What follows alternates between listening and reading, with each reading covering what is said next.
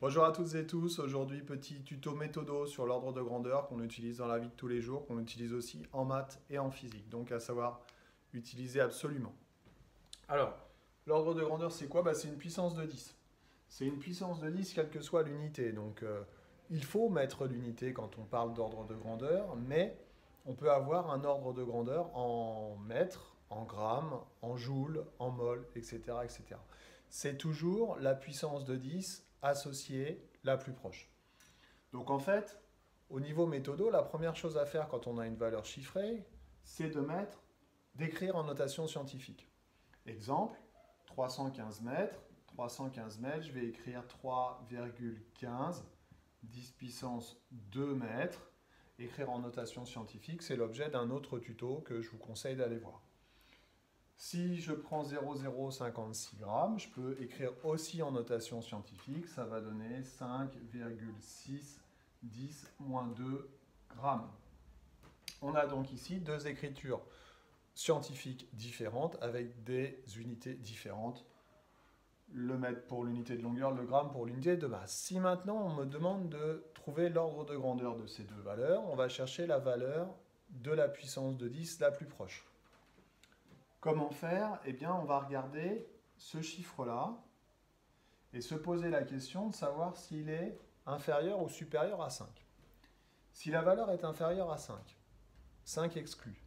Donc 1, 2, 3 ou 4. C'est ce qu'on a ici.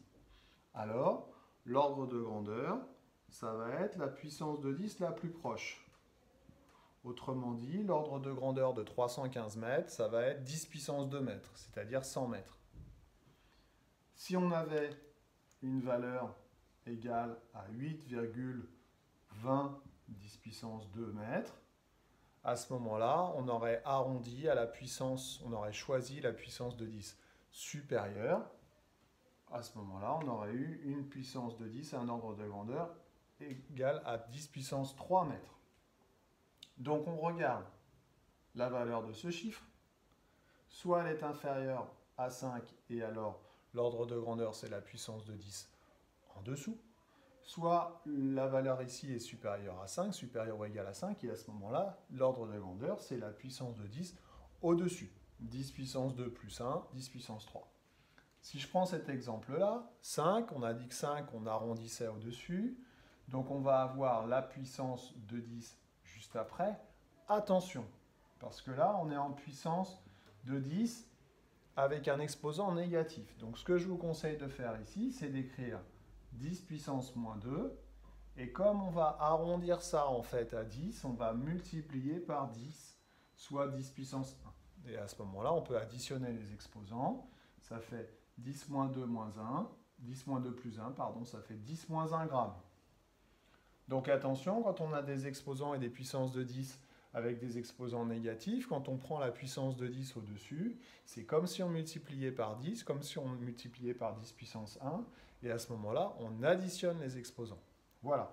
Donc, ordre de grandeur, 10 puissance 2 mètres, 10 puissance moins 1 gramme, c'est la puissance de 10 la plus proche.